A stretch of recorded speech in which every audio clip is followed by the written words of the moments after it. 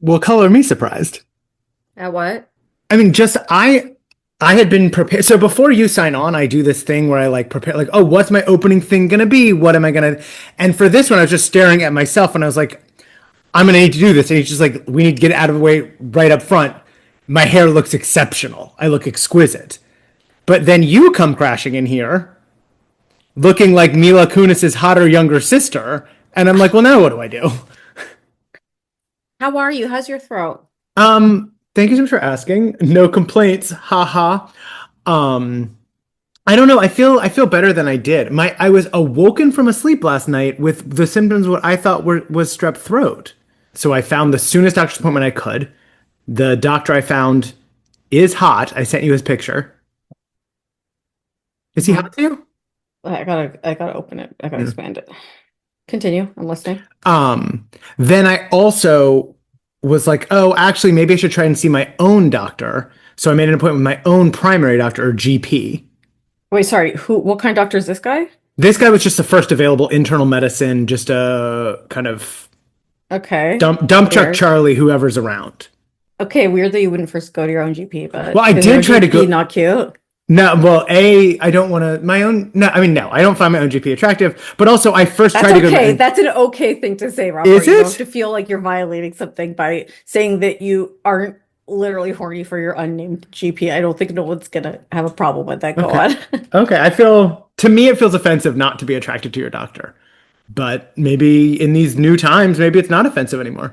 Well, I was done sexual violence today by my doctor, also known as having a pap smear. So Yeah. excuse me if going to the doctor doesn't make us all horny because we're all being impaled with medieval torture devices that look like something that should be used to like make a smoothie, Ooh. not look at a cervix. Yeah, it's I don't know why fine. they can't just use a magnifying glass. It's The technology's there, people. don't get me Just started use on this. it. No, I actually have to say this real quick. Yeah, of course.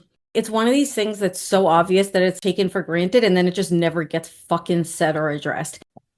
The actual misogyny and cruelty of the fact that pap smear technology hasn't evolved past the year 1200 and that they're using these disgusting speculums and making you spread your legs in a stirrup like a horse and have a machine go into you. And then they basically pretend to be a dentist and take a little fucking scraper and like scrape it against the most sensitive part of your body repeatedly and hard. And it hurts and it makes a scratching feeling that's, by the way, unpleasant. And they don't even offer me nitrous oxide like my dentist does. And then she's trying to talk to me about mammograms. And I'm like, I'm just trying to survive right now. If men had to do that, sorry, if people with dicks had to do that, let's just say things would have evolved and someone would have put some money, like literally 1 fucking cent, because I could do it with like a piece of cardboard right now and Canva, okay, to make a less violent speculum experience. So ask me how, but I could. I think you could. I trust Thank you. you for your time. Thank you for your wisdom and for your Lived forthcoming, experience. Yeah. well, your lived experience, but also your forthcoming new speculum technology that we're all kind of eagerly awaiting. Cardboard, Canva, and a dream. I can't add another project now. I'm making candles. She's making candles now. She's got her own website. For Okay. listeners at home, No. no? Okay. Oh, what? This is the announcement? The candle announcement? I What? guess not, but I mean, you said it, so I don't really know what I can Okay, do. well, how about say it, and then if I'm ready to say it by the time this comes out, I'll keep it in. So your favorite website and mine, The Night Side, visit The Night Side. Dot what, Um, Robert? what? Literally dot what? The night side dot what? Don't just say the night side. Is it, isn't it just .com? You better believe it's dot net. It's Okay, .net. and if you go out there and visit dot com, which I was unable to purchase and it is owned by someone, okay, and if you're listening, just name your price. Okay? The Like odds of them anytime listening are vanishingly small, right? Because they would have to be obsessed both. with me, which they are, and psychic Oh, and being in a time machine, yes. And honestly, if they're going so far to literally go back in time, use a time machine, and then buy dot com, they should have also bought dot net. If yeah, you're that's gonna on go to the them, trouble. honestly. Shout out to them. And anyhow, it's thenightside.net is our favorite website. Go on. You'll soon be able to purchase hand poured 100% Canadian beeswax. Soy, it's soy wax, It's soy not wax. bees. Hmm. I'm so sorry. Hand poured 100% Canadian soy wax. A term I don't totally make sense of, but whatever. It is, Vegan? it is of course vegan because Thank it's you. made from soy, and it is hand poured in Canada, which does With sound like a love. trendy buzzword artisanally bullshit term, but it actually does mean something because actually when it comes to candle manufacturing, which is something I have learned, small batch actually makes a difference to the quality of the candle. And this candle is, by the way, also going to be having a much longer burn time. We're talking 45 hours approximately for an 8-ounce candle, okay? And it is a 100% cotton wick. Why do we care about what's the wick made out of? Because a lot of them have lead. Okay, and this doesn't. Go on. I was just going to say it does. Listener, if it feels like you've tuned into the QVC listing for something you don't understand because neither of us can finish a sentence, that's okay. The nightset.net has a new line of 100% soy wax hand poured small batch candles with 100% cotton wicks, no lead, no lies. Memorialization candles that come with kind of a guide on how you can incorporate this candle into your practice of honoring those who have died. I'm thinking about getting one for Granny. And I'm now being coached on how to sell this by Pardo. Whether you are grieving, remembering, or reflecting, exclamation point. Pardo puts in the chat to kind of seamlessly feed me the line that I know by heart in this new weird QVC that we've turned the podcast into. Robert, do you have anything you'd like to promote? No. Guys, follow Qui on Instagram. It's at, what is it? At Q fucking, QHI_SJSU. okay, QJI_SJ. QHI. That's literally what I said. What You do you said think?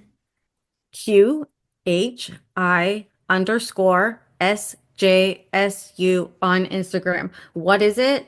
Queer Hope Institute, a thing that Robert invented and got a lot of money for. It is doing a lot of amazing things to be amplifying and doing hope for the inherent dignity of trans and queer youths. And Beautifully is done. there anything that is more needed and more important in this moment? Literally nothing. Everyone must follow this wonderful work and tell their friends and also give money. Okay. Shout out to me because I did. And they won't stop emailing me and they will stop sending me random shit in the mail. And they Yeah, need they to are stop. obsessed with you. I've They talked to need other to people. stop. They don't get anything. Other people who've donated have not been hounded the way you have. They see you as a high potential donor. Well, they probably have gone forward in time and have seen the bust of me that's in the fancy center because of my famous caption that we trademarked, the The audacity of audacity of queer queer hope. hope, which I Institute. did Google and has been used, but only in like a small film Yeah, panel screening. That's who nothing. cares? I don't.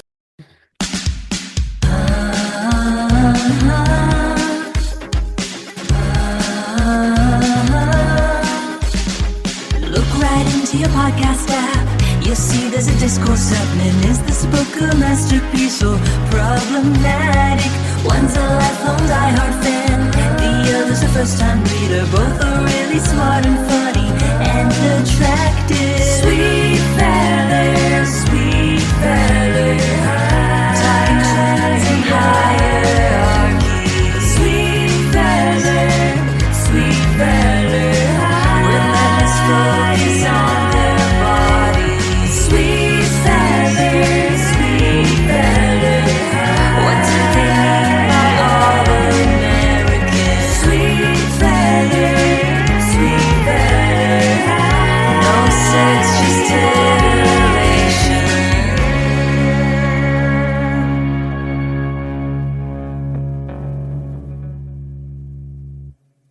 For the first time in podcast history. You didn't read the book? That's okay. So Sweet Valley High, Mhm. number, oh my God, guess what number it is? I know what number it is because I was Oh, excited, and then I was like, "Do they not know what number it is?" It's the least 69 of the 69s.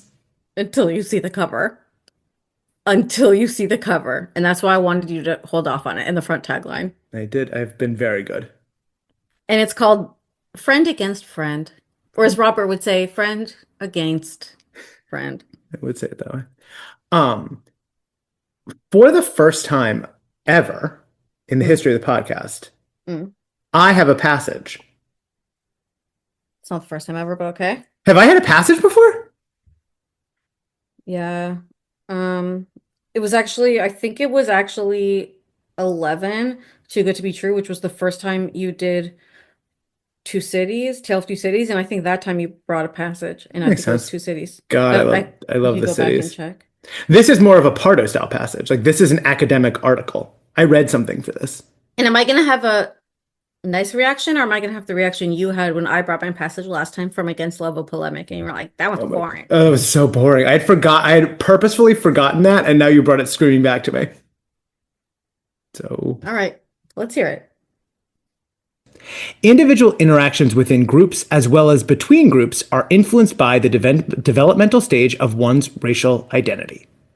We understand racial identity to mean a sense of self in the context of one's racial group membership, which includes all aspects of that group's culture.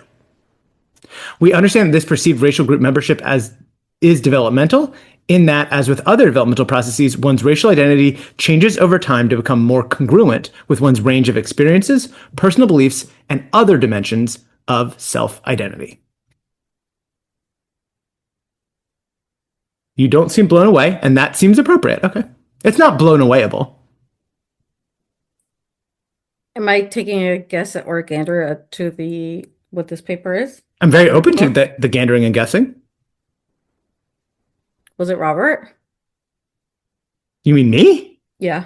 No, I don't write about racial identity development. But I appreciate that you think I could. It's very well written. It doesn't sound that out of the park of you use words that could be part like stuff that you're interested in. Yeah, that's true. That's true. That's true. I mean, you do stuff about identity Absolutely, without question. And Development. and like it's not that out, and you're like not like the least interested in race person I've ever met in my life. Thank you for saying that. That means a lot. It took a lot to say it. Imagine what. This is Racial Identity Development, Understanding Racial Dynamics in College Classrooms and on Campus. It's by Hardiman and Jackson in 1997. And it's a model for racial identity development that we studied and that was helpful for me because, and I think is really relevant to the book, because in the kind of 70s, 80s, 90s, and depending on who you study with, racial identity development was kind of siloed into like Black identity development, Asian American identity development, Latinx identity development. And you know which identity development wasn't present in terms of racial identity development?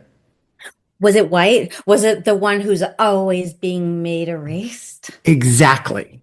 And what we love about Hardiman Jackson is that they say, no, no, no, everybody has racial identity development, even the whites.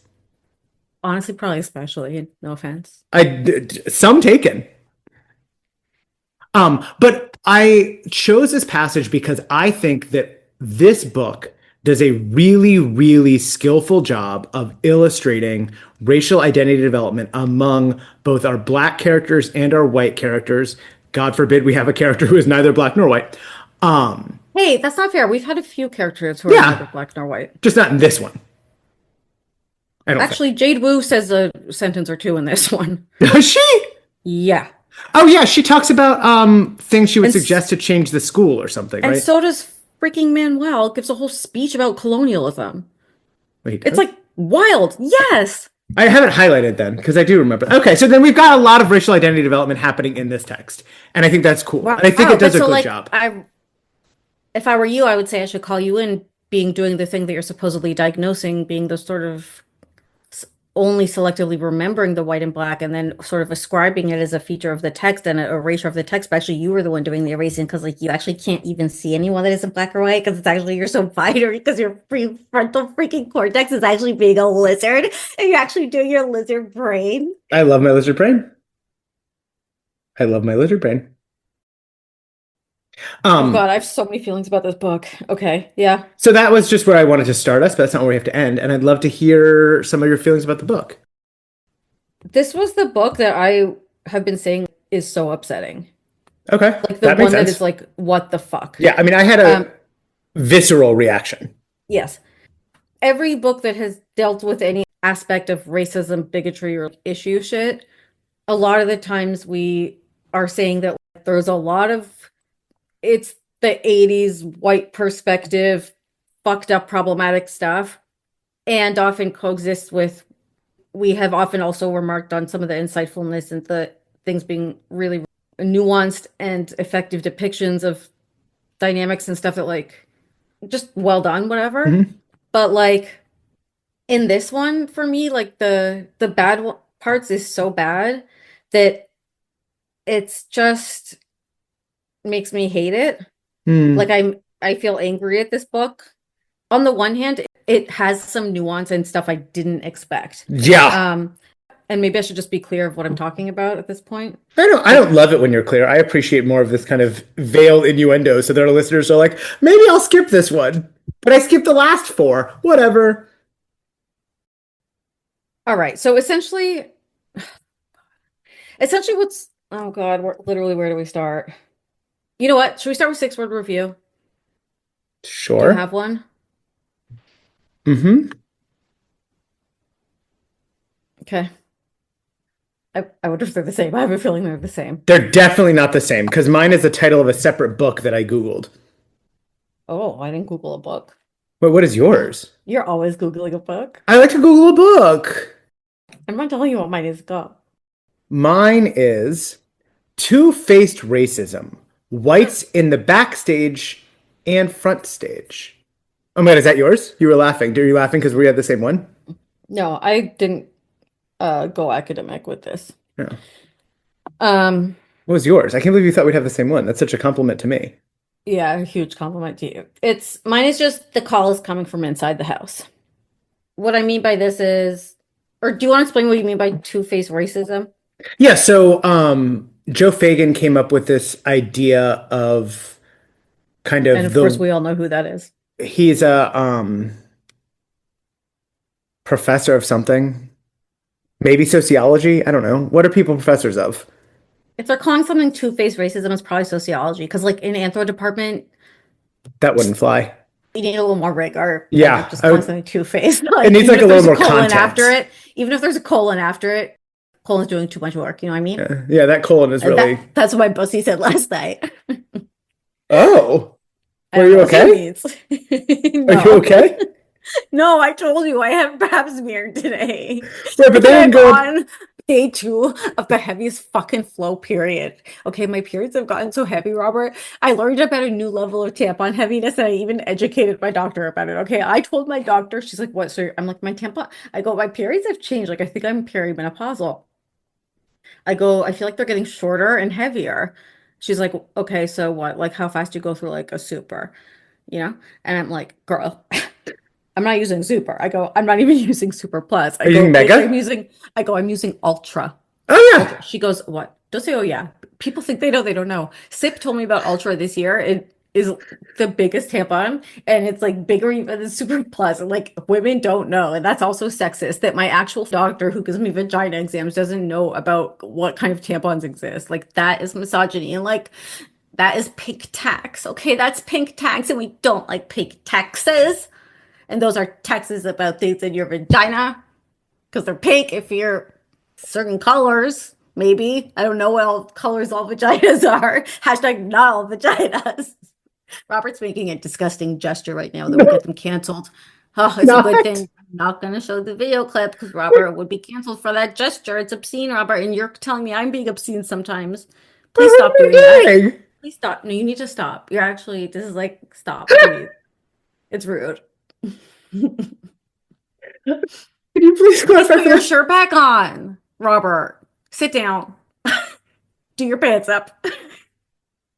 Okay, we need to clarify for the listeners. So this is just part of your perverted games. I was not making any gestures. My shirt and shorts stayed on the entirety of the time. Pardo? All right, two-faced racism. I need a verbal confirmation. Correct. Yes, confirmed. Just the Joe Fagan has this idea about kind of the ways that white people talk about race and racism front stage, or where they're kind of quote unquote in public spaces where they're in a potentially mixed race crowd, versus backstage where they're kind of among only white people in the way that they talk about things. And I think this book does a good job of presenting kind of racist white people talking racism amongst themselves and how that shows up differently than when they're in kind of public conversations with people. I thought that was interesting. 100% agree. Like Yeah. the depiction of white racism is excellent. Yeah, unfortunately. Yes. That's one of the things that is well done about this. Is basically it's showing this thinks of himself as progressive, thinks of himself as in contrast to racist, thinks of himself as not a racist person, white guy who continues to perpetuate racism and racist violence and gets all fucking twisted about it in ways that are extremely realistic. And like that's also I think what I was as ChatGPT would drag me for saying gesturing towards when I said calls coming from inside the house. And I think the title is quote unquote gesturing to this is the calls coming from inside the house, meaning like the racist threat isn't necessarily coming only from the quote unquote outside, right? And like racism isn't coming necessarily just from outside. Because like if we think about this book, one of the things that feels counterintuitive about it is that like friend against friend.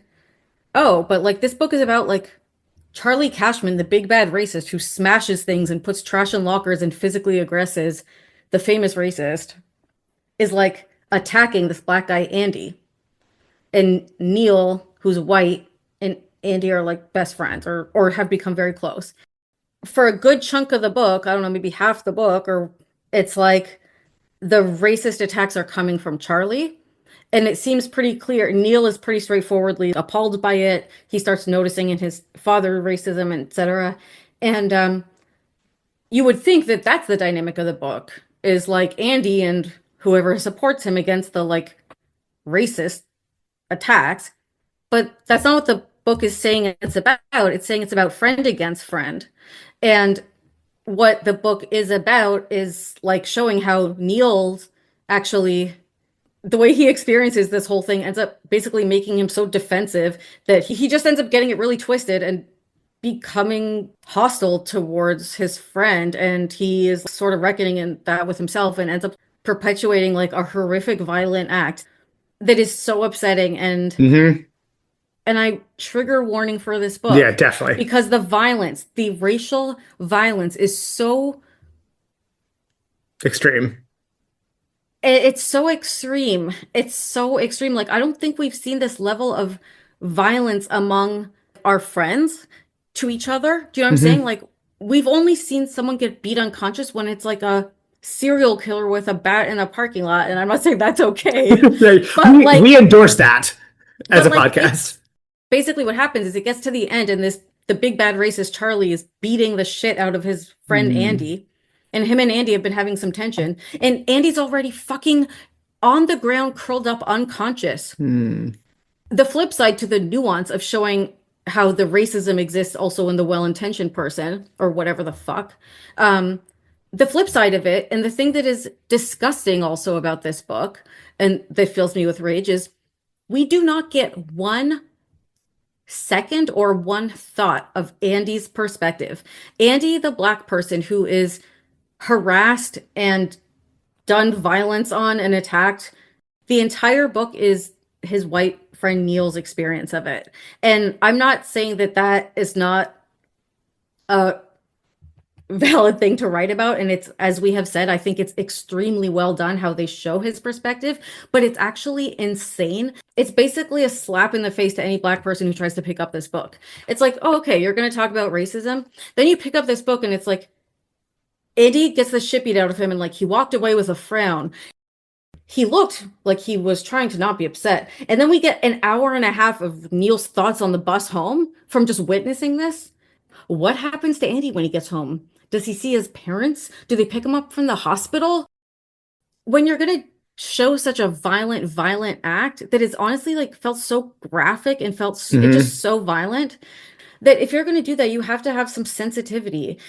That requirement was not met. Like, and so that's why it's, I think, challenging and important book to have a nuanced discussion about, because both really are true, I think. Like, you know? Yeah. Because then, sorry, the other thing, I wrote at the end of my book, So at the end, the big bad racist guy has been beating him up. Andy's unconscious, and then Neil beats him. Yeah. Like, and then he feels really bad about it, whatever. And I'm like, oh, so what's gonna happen? Because I'm still reading to the end, wanting the book to be good. I'm like, okay, they just made us go through this. What is gonna happen to this guy now? What are the consequences? His girlfriend Penny is like, I can't think about you the same after this.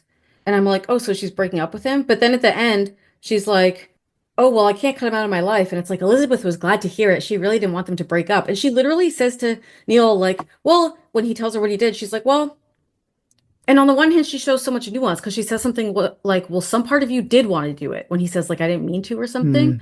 And on the one hand, she's really calling him out on that. But then on the other hand, she's like, well, don't dwell on it. Like, what can you do? Like, you guys should still be best fucking friends. And like, she hopes Penny forgives him. I'm like, are you joking? What he did is next level. Yes. Like, it's the that worst is- thing. I think it may be the worst thing we've seen. Well, it's hard. I mean, there's so many bads. And I wrote down, Robert, I wrote Bruce got more consequences when he replaced the waterproof with water-soluble spray paint at Harbor Days Harvard is, of course, for the safe. SAVE program Yeah, of to course. save the Nicholson school Nicholson in school. Bruce's story. Okay, Bruce had more consequences from that because literally he just did that. And then that girl was like, listen, we could still be friends, but someone who would do the type of stuff you do, like, that's not okay. Okay, so he replaced spray paint and got consequences. This guy beat the shit out of this guy in a racial context, no less. And I don't remember what happens in the next book. We'll have to see, but I don't know if him and Penny stays together or if he's. I have a feeling it's addressed and there's some tension and shit, but like, it's not what it should be. And to get to the end of this book, you're like, what's going to happen to this guy? I'd love to see there be something. There's no consequences. Andy's just like a little chilly to him in the hallway. What the fuck? Andy basically says this doesn't make it okay. Yeah, which thank God. And they don't Bare reconcile. minimum. So I do think that, I was terrified It's that the end of crazy. this book was going to be like, well, Neil Thank you, told the guys. truth, and so Andy forgave him, and now we're all fine. And at least wasn't Yeah. that. Yeah. I do think the Elizabeth moment where she's like, Elizabeth still thought Neil was a good, caring person. But of course, Penny would have to come to her own conclusions. It's like, it's very, very, very weird. It's so weird. And it's one of the things that's okay. So you said like you didn't say like as a black person reading this because you're not a black person reading this, but you said something about like the experience of. Oh, I'm not, Robert? I can't right now, and I won't. You said something about what a black person might experience reading this, which of course I'm not going to try to forecast or whatever. But I also, if a black person asked me about reading this book, I would say, yeah, you should skip this one. Yeah. Duh. Duh. Like, I'm not But- saying anyone thinks that black people should be enjoying this book. Okay, because it seems like you did say that. But the thing that's more troubling for me from this book is white girls reading this book and getting to the end and being like, yeah, sometimes my boyfriend is going to do something shitty, but I still care about him so much I can't cut him out of my life.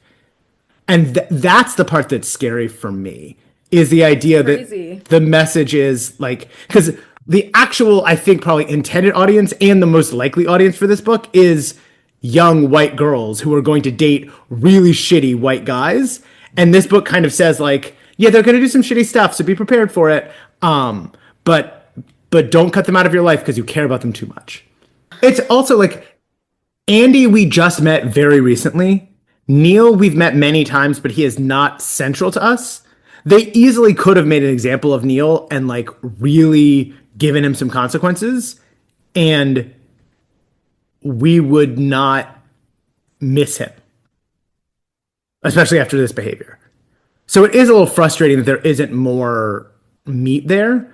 I also think, unfortunately, it is much more realistic to the world of the 90s and the world of now in terms of what consequences would actually be for Of this course. kind of situation. No, he'd become president of the United States. But listen, maybe the next book is called Consequences. I don't think it is. No, the next book I is know it's about Miss Quarterback, right? Okay, yeah, it's Miss Quarterback. But maybe the B plot is Neil gets consequences. I don't know. But I'd be it probably surprised. isn't. Yeah, But I think, yeah. one thing that's kind of wild, and I was just so curious what your experience of this was, is like it feels like it kind of this book goes from like 0 to 60 in terms of the sort of awakening and the sort of burgeoning awareness on issues and shit Yep. and like Yes. racism. Because the B plot is like Liz does a survey, and like the survey in the Oracle is like, if you could change something about Sweet Valley High, what would it be? And she starts out thinking it'll be fun, but then when she starts like getting people talking about it, like real shit starts coming up, and there is being real satisfaction. It's not just about stuff like what kind of candy bars in the vending machine. It's about stuff like how come girls and boys sports doesn't get equal money? And then Manuel Lopez is like, how come they don't teach actual Yes. history of Mexico? Yes. And basically real discourse starts coming up, and along with these racial attacks that are happening on Andy, there's this conversation around all this. And at some point, Liz is like, I think we need a racial awareness seminar. Yes. And I'm like, Liz, like, yes, DEI, bitch. Like, and her also explaining, I wrote, yes, bitch, when, because there's a point where, like, well, there's a few points where Neil gets into this whole, like, reverse racism twist Yeah. where he basically senses Andy's discomfort. And Andy, at one point, calls him white, and he just can't deal. And it's, like, very white fragility, etc. He just cannot deal with his whiteness being acknowledged or any sort of complicity in anything being acknowledged. And so he becomes very defensive, and he starts being like, well, if he's saying that I'm like white people, then like that's just as bad as blah, blah, blah. Yeah. And then, It's actually worse. No, he literally says, right, it's worse. Andy is blaming all white people. He is worse than I am. Right, because Charlie only attacks him, not every black Yes. person. Like, it's crazy. But then it was like, thank God, when Liz actually was like, actually, that's not the same. And like, black people have been discriminated against for like a literally million years. And like, maybe there's actually a reason to be distrustful of white establishment. I was like, where has this Liz been? She won't be back. Don't worry. No. Yeah, I mean, they talk about affirmative action. They talk about the aforementioned boys and girls sports disparities. They start, even the very, very first one is Penny saying, I actually think PBA is exclusive and bad and is kind of creating an environment that is unhelpful to us. And I was like, oh, okay. I'm like, I'm wondering of if course she is correct. Like, Yeah. there should not be a sorority in high school. an exclusive, and they even point out like a sorority where it's like based on who you date and whether you have a boyfriend, whether you get in or not and stuff. And I was like, great. Well, excuse me. No, it's based on who you can get to take you to a party and get you to take you to be dancing with them on the first dance. That's what on they the say. I'm wondering if our listener, because I think it's basically at this point just one single person who's willing to wade through this mess, wants to just maybe get 10 seconds of a plot summary. We've done the B plot handily, I would say. I think we've done the A plot. Go. Why don't you do the A plot? Well, I mean, I'm not saying I'm the A plot doer. I'm the one who does the A plot. You are kind of saying that. Well, I'm just saying, I think it could be helpful if we start from the beginning and say, okay, at the end of last book, we saw Andy, the new guitarist for Baja Beat, who also plays the French horn, and it's Baja Beat by order at Joppa Juice. yeah, okay, yeah, sure. That's good. I do think you said that last time too, right? I did. I'm citing myself. Oh, good. That was worth it interrupting me, certainly. And he's like really, really good at science, and he does all these extra credit science stuff. And Neil Fairmount, who has dated Jess a couple of times, is on the football team? Fremount. That's embarrassing. I don't know if he's on a team. I have no memory of him being on a team. But he's handsome, thank God. Duh. He's really lucky to get to be Andy's lab partner in the marine biology class, which also is like, do you have a marine biology class? I guess you're at the beach, but I grew up at the beach and we did not take marine biology. Another 6-word review could have been too much marine biology labs in these books, because we've had already now 3 or 4 separate distinct examples of people doing marine biology labs or pretend marine biology labs. And the extra credit around marine biology is wild. This is like point laundering or something. Because it is extreme. all the teachers just want to go to the beach with the other teachers that they want to fuck. Remember last time it was Mr. Russo? And the boat captain that he tried to fuck. We all remember that. Captain Marsden. It was Captain Marsden. That's funny. I'm glad that this stays in your I'm brain because crazy. this is really I'm important. actually crazy. Yeah, Okay. no, we know. No one's. I mean, so they are becoming really, really, really good friends, and Andy's getting a big award. He's getting the Monterey Bay Aquarium Marine Biology Award, which is really exciting. And he has been bullied last book and gets bullied this book by Charlie Cashman, and who is a white asshole.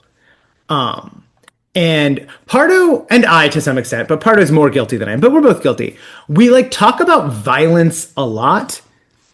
This book has like actual, like, it's not. My pap smear wasn't violent. I'm not saying that. I'm not saying that. I think your pap smear. If you're trying to say my pap smear wasn't violent, that's so rude. I want to be clear. I'm not trying to say anything about your pap smear at all. My vote has always been That less. makes one of us. That makes one of us. Oh, I know, and I know which one. I need to mute myself. Sorry. So there's like very early on, Andy goes to his locker and it's filled with trash, and there's a hateful racist message in it. Do I want to repeat it or not repeat it?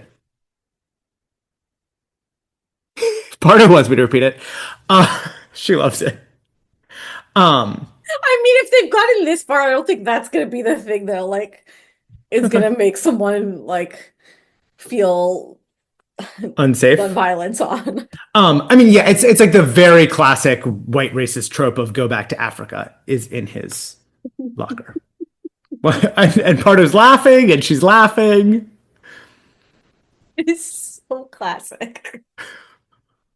Well, I'm not saying that it's like a good thing, but it is pretty classic. Oh my god, sorry. I think I just okay.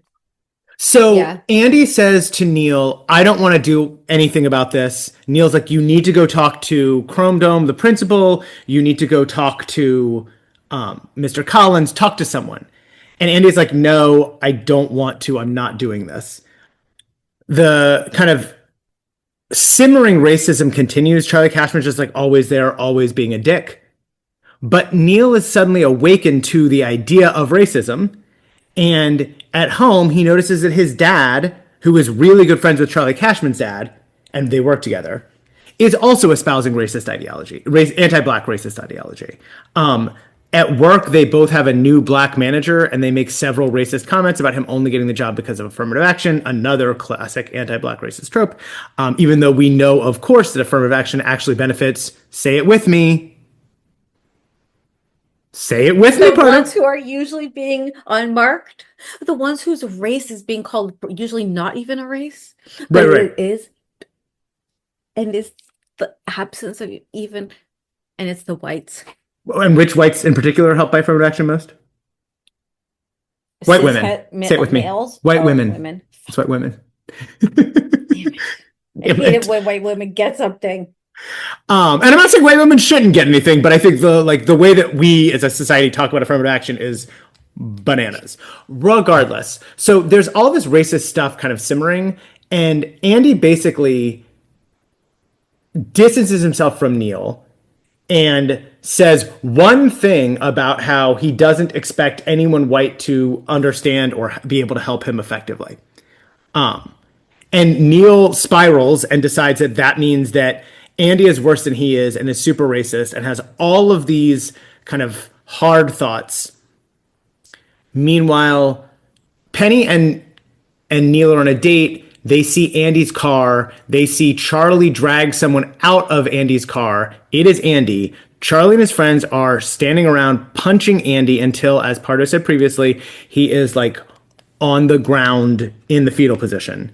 And then Charlie picks him up and says, hey, Neil, don't you want to get a punch in? Aren't you mad at him? And then Neil punches him in the face. And I dropped the book. I really did not expect it to happen. And then freaks out and runs away. Penny calls the cops come. We don't get any kind of consequences or fallout from that at all, but everyone assumes that Neil ran to get help. And so Neil is kind of a would-be hero. And finally Neil's like, no, I need to confess. And he tells Andy, and Andy's like, what the fuck? And then he tells Penny, and Penny is like, what the fuck? And then Charlie and his ragtag group of bad guys are coming for Andy, and Neil's like, well, if he beats up, they're gonna have to beat both of us up. And Andy's like, that you doing this does not make it okay. Like, this does not undo any of your bad behavior. But Also, Neil barely does anything. They try to make it like it's this moment, but I had to read it over a few times because the one who actually speaks up is Andy, the one who's like, don't try this, or like, you can't do this or whatever. I'm like, so he's just fucking there. It's like, and then Andy's like, this doesn't make us even. I'm like, what doesn't make us even? I think just standing with him. But then they don't attack, and it's like, wait, why didn't they attack? It's not one extra person is not. I mean, they would still whatever. And then the book ends with a girl wanting to try to be cheerleader, quarterback. Claire Middleton? Is it Claire Middleton? There's something, yeah. I mean, Claire Middleton is that girl's name. Maybe it's not Claire. Maybe I'm confusing her with someone who. There was the girl who walked in with the long hair. Remember? It was that she just sort of did this at the lunchroom and went out. And yes, and then I was like, she's so nice. I love her. That was Claire Middleton. That was Claire. That was Claire Middleton. Sorry, maybe that was Claire Middleton. Maybe Claire Middleton isn't football. Maybe I'm confusing Claire Middleton. What I'm trying to say is, if Claire Middleton isn't football, I don't know who she is then. I don't have an association with her then if I'm wrong about that. That's so I guess we'll find out. We will find out. I'm going to pee while you kind of think about what you've done. Sorry. Never apologize. What was going on with you? I decided to get Raisin Bran, but then when I got to it, it was like at the bottom of it. So I sort of finished one. I finished like one box, and then I'm like, well, I have another one, so I had to open it so I could have a full bowl. And then I thought to myself, well, you know what they say, when one box of Raisin Bran closes, another one opens. That's great. Now I have a bowl of Raisin Bran. Milk or no milk? Milk. Dry Raisin Bran? No. I don't know. You're confusing me with the mouse that lives rent-free in my home. I think there's 100 of them. Anyway. What I wanted to say is, it was an interesting sort of thread that through the A-plot, because Neil's dad is friends with Charlie's dad, and because he's experiencing and like noticing all of this at once, he calibrates his reaction towards Charlie partly due to his own allegiance to his father. Okay. Because what he's basically doing is he sees Charlie as the really bad, right? Yeah. And then Charlie's dad comes over and like says some pretty racist shit. Yes, he does. Like, okay, so they're the bad racists, right? Then he starts hearing his dad say some stuff and realizes that his dad is kind of just as bad. Yes. But it's like he still loves his dad, right? And like sees good in his dad, or he's like struggling with this, trying to understand how these can both be true. Mm-hmm. And his dad has a lot of overlap with Charlie's dad, and Charlie is just like his dad. And so I think part of the feeling of sort of conflict he has is that he has to sort of pick a side, or like he doesn't know what quote unquote side he's on. And it's sort of this thing of friend against friend, this idea that there's sides, or that like, because his curious behavior really starts when it's like Charlie's been harassing him, right? But then he puts the garbage in his locker, or he's pretty sure it's him, puts the garbage in his locker, and then he slashes Tracy's tires. Oh, I forgot about that. Right? I'm sorry. He slashes this other black girl's tires, right? But they don't see him do it, but they just saw him outside. Yeah, I mean, right? But but it's relevant because Andy then says, that's my point, is Andy then says it was Charlie. And this is, I think, one of the first times that Neil is like, reacts in a way that you're kind of like, huh? Where he's like, well, we don't know it was Charlie. And Andy's like, okay, so you're saying Tracy slash, like, who the fuck was it? And it's like, well, Neil knew it was probably Charlie, but it could have been one of his friends. And it's just, it feels very, I don't know, pointed, or like, there's a reason why that's included. And it feels like it's drawing the attention to like, he's standing up for him sort of for no reason. But I think it has to do with the fact that there's this connection to his dad. And it's like, if he can make Charlie be good, then like his dad doesn't have to be bad also. You know what I mean? That's interesting. And then my second thing to say is gay homo, because not me missing a gay homo. This is my whole thing. It's the only thing I have. No, but Robert, it's the cover and it's the tagline. Oh. It's the cover. And maybe it's because I had that context when I read it, but there are some moments in this book, for example, during the marine biology lab when they're talking Oh my about god, yeah, what was that? slimy looking liquid. I won't even tell you what it looks like. Yeah, And there are some real winky moments in this book that are very horny between them two. And so I do think there's a sexual thing between Neil and Andy, but I'm telling you, the cover does a lot of that. We'll see. Okay, you want to guess the tagline? can Elizabeth solve race problems? Can Elizabeth solve racism? Sorry. It's Can Elizabeth Solve Racism? Yes. What's happening between Neil and Andy? Oh, that's gay. Right? Yeah, that's And gay. on the back, poop it out. One word. Tension. More specific to what ends up happening, Confrontation. betrayed. Oh. Okay, you ready for this? Whoa. Oh, I've watched this movie. You have watched this movie, Oh, this is gay. right? I mean, seriously, this makes the other one look like freaking, I don't know what. I mean, it also looks gay. I mean, everything looks gay. It's all gay. So what we have on the cover is Andy and Neil face to face. Neil is wearing kind of an oversized Pardo style jean jacket, collar folded up, sleeve rolled up to show his forearm. He is looking very intensely at Andy. I think we're supposed to maybe think he's looking with anger or something, but it just looks like he wants to kiss him. His hand is pushing against Andy's breast in what in some scenarios could be hostile, but in this scenario is certainly sexual.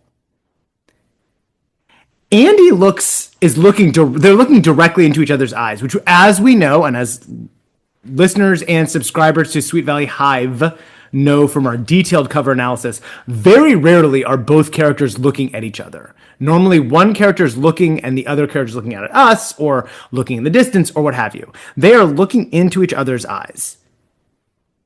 And Neil has almost a questioning, erotic look on my face, if that was Freud, on his face, that says, "Are we gonna kiss, bro?"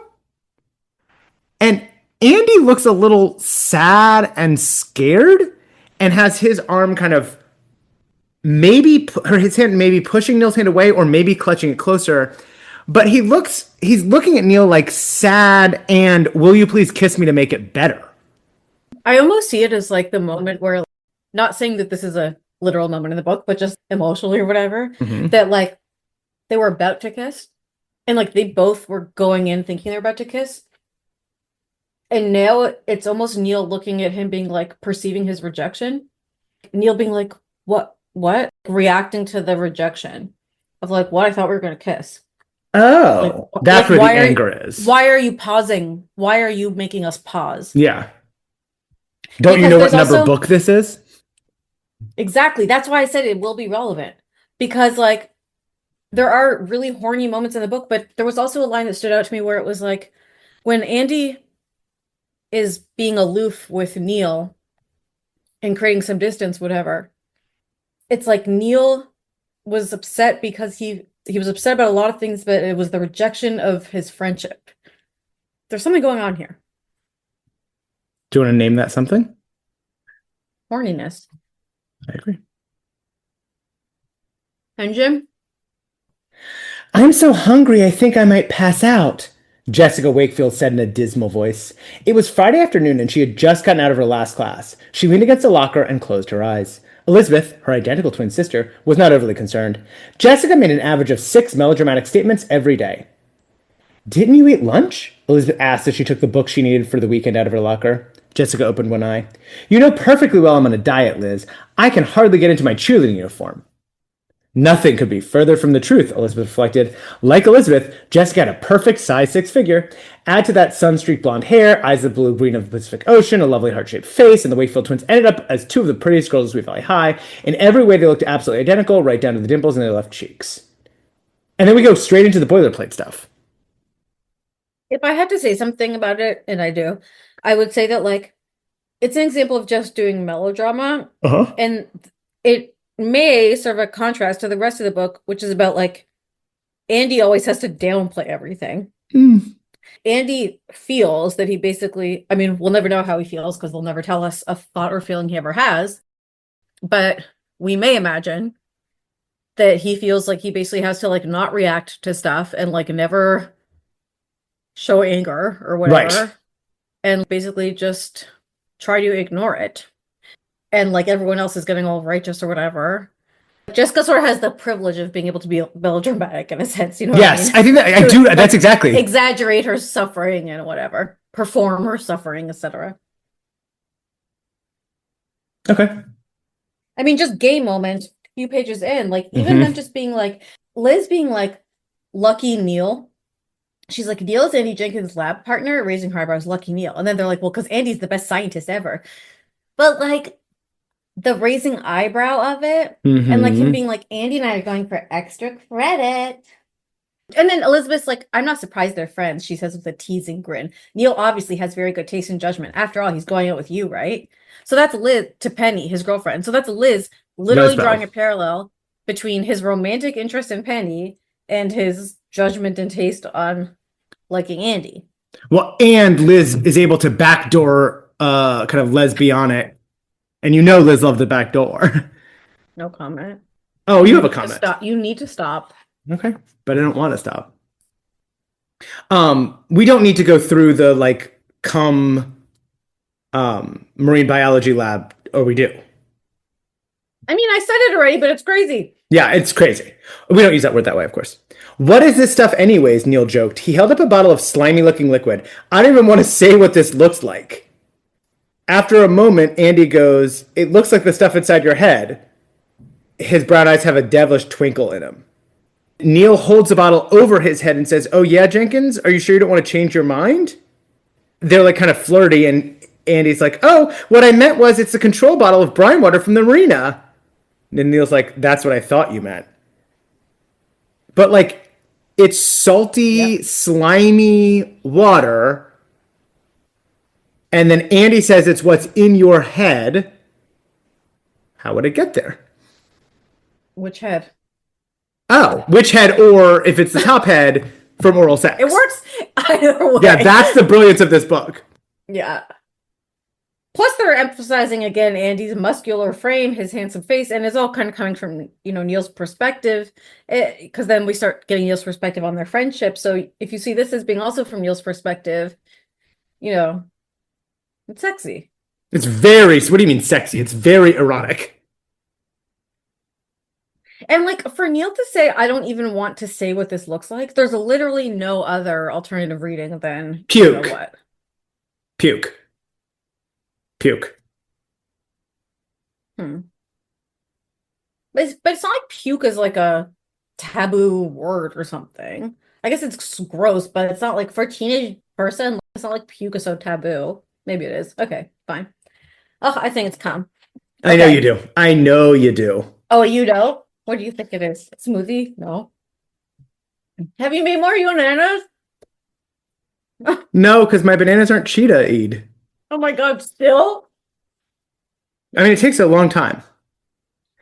We get Penny wanting to stand up for the racism, and Neil says, "I think it's Andy's decision. I feel the same way as you do, Penny, but after thinking about it, I decided that I don't have the right to complain about it if Andy doesn't want me to. It happened to him, not us. But it makes me feel pretty helpless, you know?" And at first I thought this was just kind of like a nothing, but I think this feeling of powerlessness is Neil's first kind of start of understanding that he doesn't control all of this. And as a like young, attractive white man, he is used to controlling everything. And so this feeling of powerlessness, I think, drives some of his later racist ideology. That's interesting because you could also take it in a like I kind of agree. Like I think Oh, thank he you. felt frustration because of this, Mm-hmm. but it could have also been, I don't think this was the case, but it could have also been that that feeling of powerlessness created empathy in him of like, oh, not everyone can just trust that systems work in their favor and that systems work and that people who are supposed to help you will help you. that makes me feel powerless because there's nothing I can do to get justice for it or get what's supposed to happen or get order restored or get whatever. It's like, yeah, not everyone can use systems that way, you know? Yeah. I But don't I think don't that's think what that's happens. how But I he think this took could be it. cool. We get the I think run-of-the-mill we've said racism. We it. talked about a lot of it. Yeah, I think we said all of this. The one thing I do think is maybe interesting is the way that Fremont is doing Hmm. this backstage racism when he says, all we're really saying is it's not his fault if he was disadvantaged as a kid, but this affirmative action thing isn't fair. I don't have anything against black people. Lots of them are really nice, like your friend Andy. He's a smart guy and he works hard. And that's just such a white American racist trope to be like, I'm not racist. This is basically like, I like a black person, I'm not racist. Yeah, but what I think was good to see or interesting to see is like that Neil then picks up on Mm-hmm. that, and he specifically picks up on that he's framing Andy as exceptional and that like that's a problem. Yeah, he says, I thought that went out in the 60s. He gets it sort of. But then he immediately says, that's not what dad meant. It couldn't be. And it's interesting that he also is like trying to calibrate by seeing his mom's reaction Mm-hmm. because it seems like his mom, there's a lot of points where his mom questions or critiques what his dad is saying about the affirmative action. And there's one point where it's like he looked at his mother to see if she was also like, if his faith falters in his father a little bit, he's thinking, well, hopefully my mom is still the one I can kind of rely on. Like, let's see how she's handling this and like maybe I can take cues from that or whatever. But basically, like after that meal, Neil feels like he's struggling with this, right? Seeing this about his parents. For a moment, he was tempted to call Penny to talk it over with her, but a sense of shame about his father's attitude washed over him. He couldn't admit to Penny what his own father had said about blacks. It was too humiliating. Just forget about it. It was only because he was around Mr. Cashman. There's nothing he could do about it, whatever. But he's wondering about, does his father really believe all of this? And then it says one thing was clear. He couldn't invite Andy over to his house anymore. If Andy got even the smallest hint of prejudice from Mr. Fremont, it would be the end of their friendship. And Neil definitely didn't want that to happen. The best thing to do was wait until the whole matter faded away. That way no one would get hurt. His inability to he was able to speak up to his dad at some points, like at the barbecue, he's like, people like what? Or whatever. Like Mm-hmm. he did push back, but he's so uncomfortable with thinking that this might be who his father is that he only just wants to like avoid it, pretend it's not happening. And then for him to be like, well, now Andy can't come over, it's like it feels like a strange place to land, but it's basically him saying the way I'm gonna handle this is by just like but it's like one small step where he's acquiescing to like, okay, so it's okay to like have a racist environment, sort of, you know?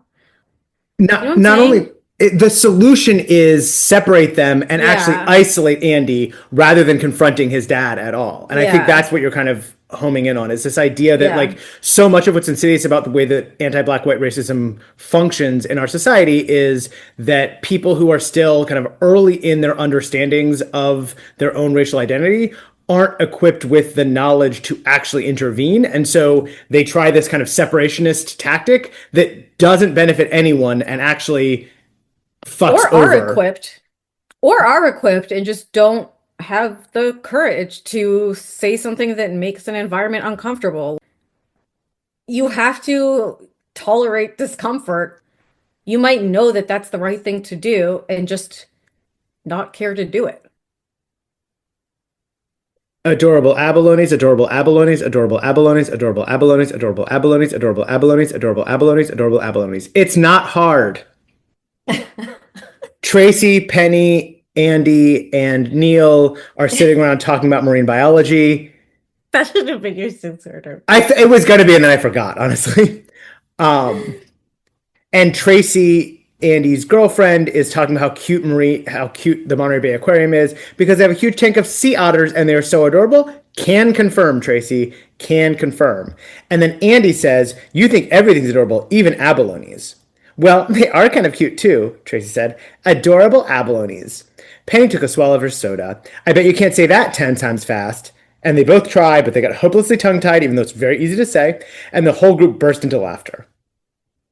Okay, can we please go to where Manuel starts talking about history? Yeah, of course. It felt like a dam has been broken.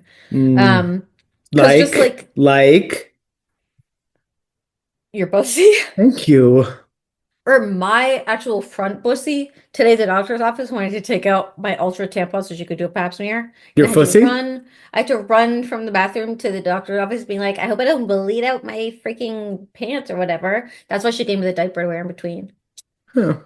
But you know what I mean? Like, it's like, oh shit! Like suddenly people are saying stuff like Yeah, they have not said anything even close to this before. I agree. They're talking about the survey, and Manuel's like, I tell you what, I changed the way they teach history around here. This whole area of California was settled by the Spanish from Mexico for centuries before the white Americans came over the Rockies. The Spanish were the real discoverers of California. And that's also an interesting kind of Yeah. like, hey, huh, Well, listen, you're close. we're starting a conversation. We're starting a conversation. Yeah. Yeah, we're starting a conversation. We haven't ended the conversation. You know, the So, real discoverers of California. you know who doesn't get enough credit for all the great work that they did in Mexico and California is the Spanish, who were really just a force of nothing but good, and we should learn about them in that way in school. And no one's talking about it, and it's a problem. It is a problem. Can I ask you a question based on your... Oh, Can I say something about Todd? always. Is Todd in this book? He just says one dumb thing, and I just like, wow, Todd, you are so dumb. What does I he wrote say? LOL in huge letters. They're arguing about why do boys' sports get more money than girls? Mm-hmm. And Todd goes, boys' sports use more equipment. It makes sense that they need more money. I'm like, that is the dumbest thing I've ever heard. It's like there are so many arguments. Wait, what? Why are you making looks at me? Equipment? Boys, sports, Sports? equipment? Was I mean dick? I think it must. He's a horny little gay boy.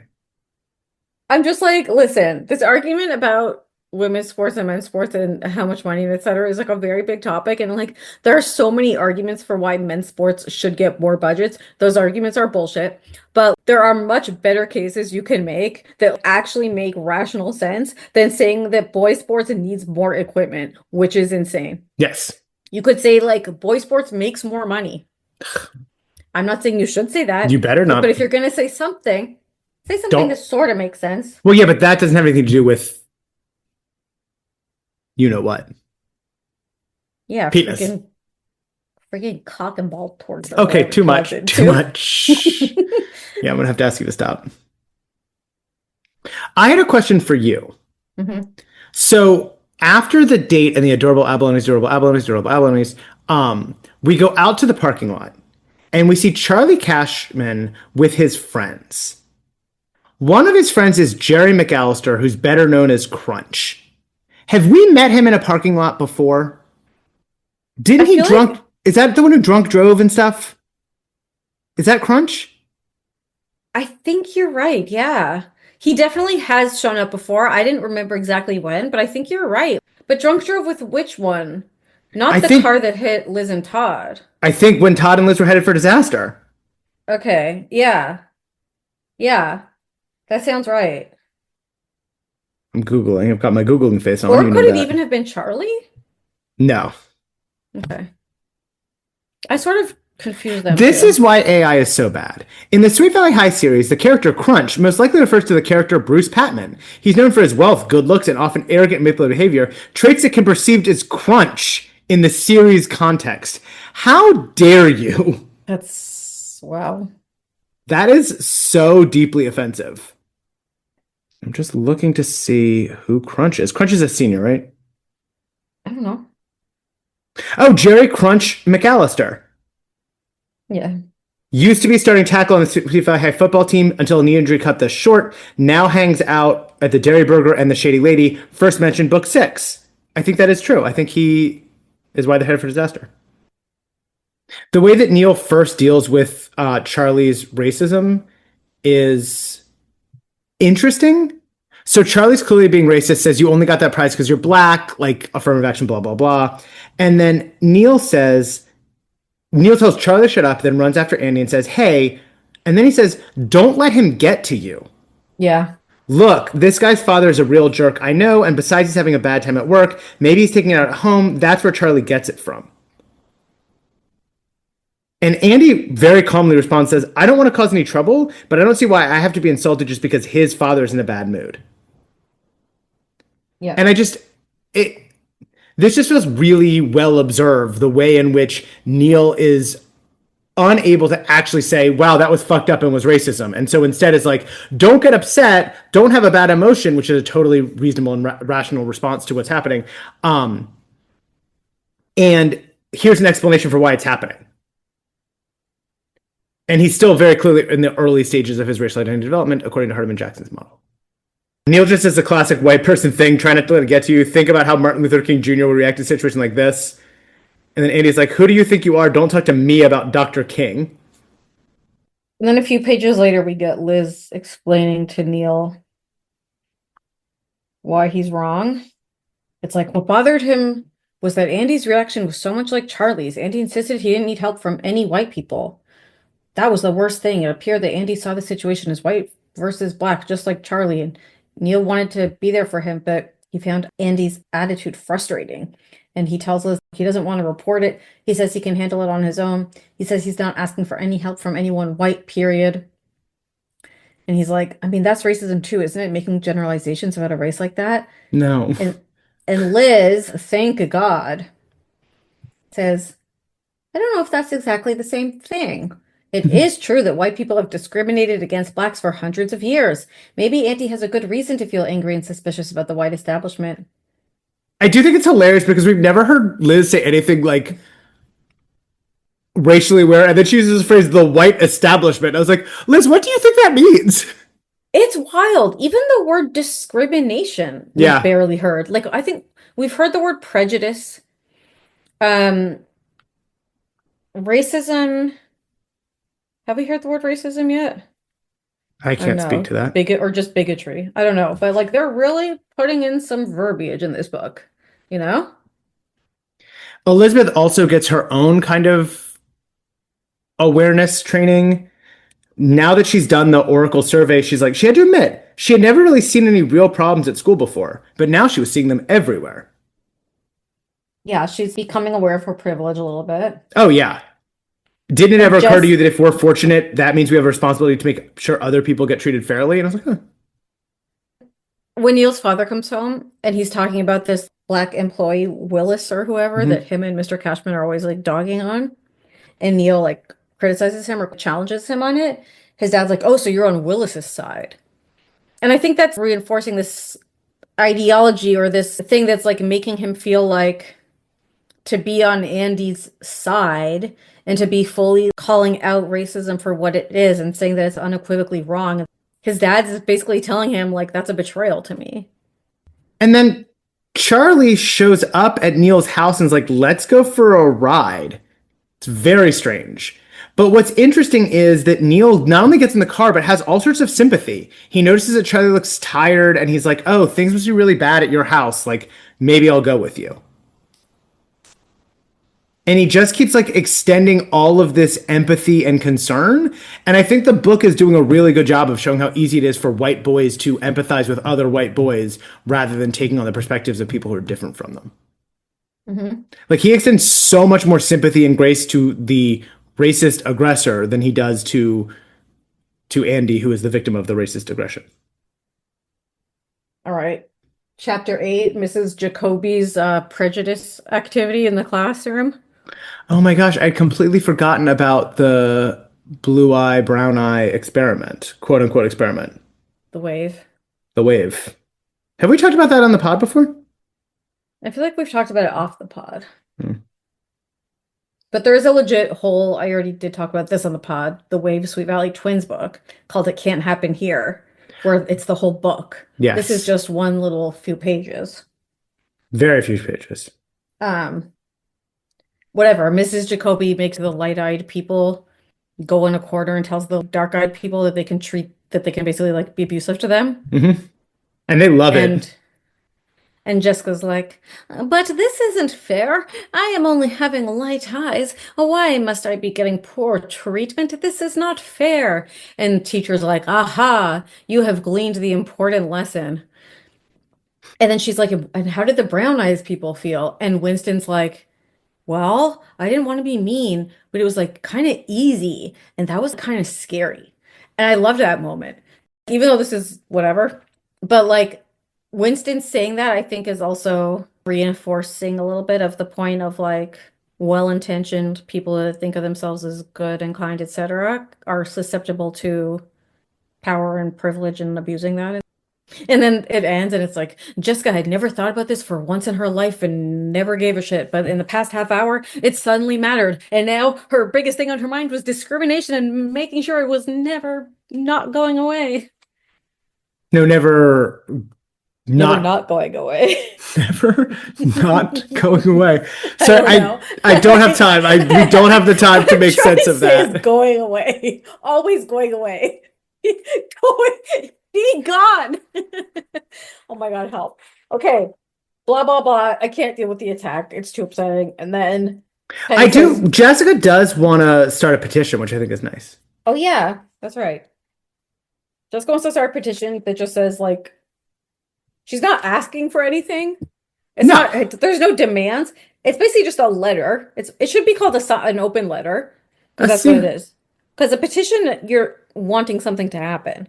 If I I'm wanting understand a the lot. petition, right? But it basically just says that like they think what happened to Andy is terrible and they're on his side. I'm like, okay, well, let's call it a letter. Neil's dad is like worse than ever imagined. Mm-hmm. Neil tells his dad Oh that he God, hit right. Andy, and his dad is like, I think I know how you felt. I don't blame you one bit.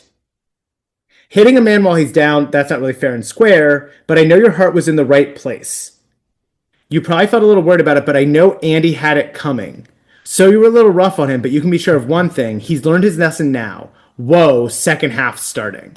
It's just like classic backstage racism. It's chilling. It's It's chilling chilling.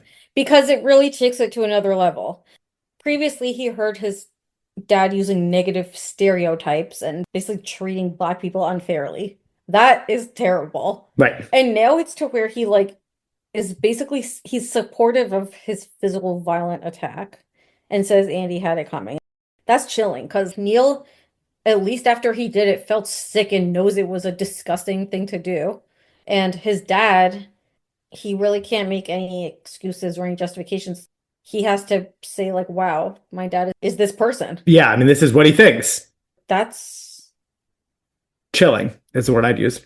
yeah, I wish the you'd word use I it. did use. And then Andy apologizes to Neil. Before he finds out that Neil beat him up, because he doesn't know until Neil tells him Neil didn't tell him yet.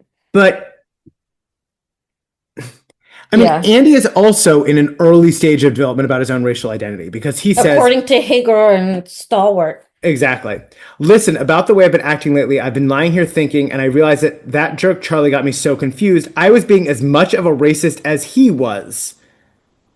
I wish that assertion were corrected, but it wasn't. I know we're friends, and I was a major fool not to appreciate you. It doesn't matter what color either of us is. You stuck by me no matter what. You did the right thing. That's what I care about. Woof. What the fuck? Yeah. So everybody's kind of planning a beach party. Everyone wants Andy to come. Elizabeth felt a warmth. Elizabeth felt a surge of warmth when she looked at her friends. They all wanted to reassure Andy that they liked him. And it wasn't just because of his race. That would be reverse discrimination, which was just as bad. They all genuinely liked him because he was a likable guy and he seemed to recognize their friendship for what it was. I was like, oh, I guess we can't have everything. Like, that doesn't even make sense. It doesn't make any sense. Plus, like, she just, Yeah. yeah, it's like in 1 minute, it's Dismantling the white establishment, and in the other, she's talking about reverse discrimination, something that doesn't exist. And even if it did exist, this wouldn't be an example of it. it's like she can't look at Andy without, she can't think anything positive about Andy without being like, but it's not just because he's black and No. I'm just not being racist because I'm just trying to not be racist. Yeah. One thing that I really liked about the text is when Andy gets his big award in front of everybody, Neil tries to clap, but he felt completely cut off from all of the other students. And I think they are doing a good job of demonstrating the way that we often think, and we rightly think, that racism or anti-black racism negatively affects black people. But it's also important to recognize that anti-black racism negatively affects white people who are also being racist. And I think this is a good depiction of like his life is less rich and less good because he is being racist. And so he would, it's not just that black people would live a better life if he weren't racist to them. He would live a better life if he weren't racist to them as well. But why would his life be better by being able to clap? Like, I Because he don't would think be that's a good connected to the example. people. Like, Are you making fun of me? Is that what this is? no, Or I you just think- feel like the point is more interesting than the example is showing it. No, he says he feels completely cut off from all the other students. He feels like isolated from them.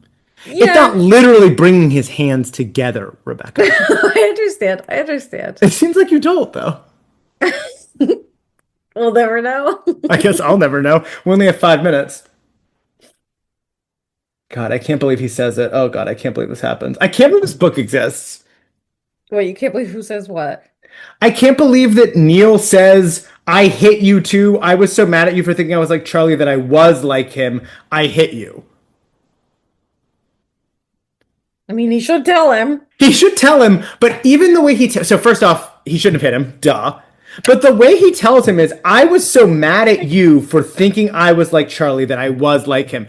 It's like, the blame is still, he's still trying to situate the blame with Andy. You thought I was like Oh. Charlie, and that made me so mad that I hit you. I read it different. I read it as him being self-aware and saying, like, ironically, in my anger that you were saying I was like this, I actually became it. And he's acknowledging that he became monstrous. I thought it was more that way. I would love it if it were that. I don't know that it is. It's very important to have a generous reading to people who do racial violence and bash their best friends in the head. You've always kind of championed that. You've been banging that gong for years. It's on my LinkedIn. I can't believe you still have a LinkedIn. What do you mean still? What are people using instead? There's Blue no Sky? post LinkedIn. What? Blue Sky? What's that? Blue Sky? The thing that replaced Twitter? Is that like Trump version or something? No, Like conservative no. or something? Is it No. liberal? Yes. Sorry, I don't have new fucking Twitter. Are you? Are you on Blue Sky? I'm all over Blue Sky. I'm Blue Skying this right now. Tweet, tweet. I've literally never heard of it, but okay. Is that really true? I mean, it sounds like something, but there's too Maybe many it's words American. going around these days. There are way too many words going on. No, but you know what I mean, though. You do know what I I mean. do know what you mean. Penny holds Neil to the fire a little bit. All you did was try to take care of your own guilty conscience. Telling Andy doesn't make it any better. Yeah, until 5 seconds later, she's like, but I'm still probably going to take him back. We'll Yeah. see, wink, wink. We've done a lot of that. And then it's just the end just like abruptly changes to Scott Trost is failing 2 of his classes. He's going to be suspended from the football team, so we're losing another quarterback, so maybe a girl is going to try out.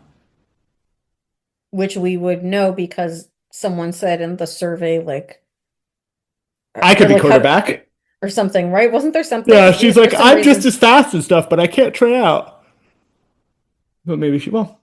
I'm just looking up what comes after that because I know Okay. that we're dangerous territory with the sagas and the things, and I just want to make sure we have them. Okay, I also need to pee really badly. Oh my God, guess what's after it? I need to pee? Enid's story. Oy vey. Okay. I wonder if what's up with you- Enid and her dad. If you Mm-hmm. could change one thing about Sweet Valley High, what would it be, Robert? If I could change one thing about Sweet Valley High, and only one thing, I would maybe update the Dairy Burger again? What about you? Oh, so you meant like Sweet Valley High, the universe. I The meant like Sweet universe. Valley High, the school. Well, if you Oh, could change one thing about Sweet Valley Hive, what would you change? Should we do a poll to our readers? no, because it's all going to be my first thought, it's going to be what their thought is as well. My first thought was less Robert. No, what's your actual thought? Is it actually me not being a dumb bitch all the time? No, people love it when you're a dumb bitch. People like No, they tune in for don't. that. They just love it when I literally shut my mouth and like you are being the star that you are. how would And they I'm know just the that? below the line worker. How would they 'Cause know it that they never love happens. that? Because it never happened. They're hoping for it. It's the one thing they hope will change. What would you change about Sweet Valley High, the universe?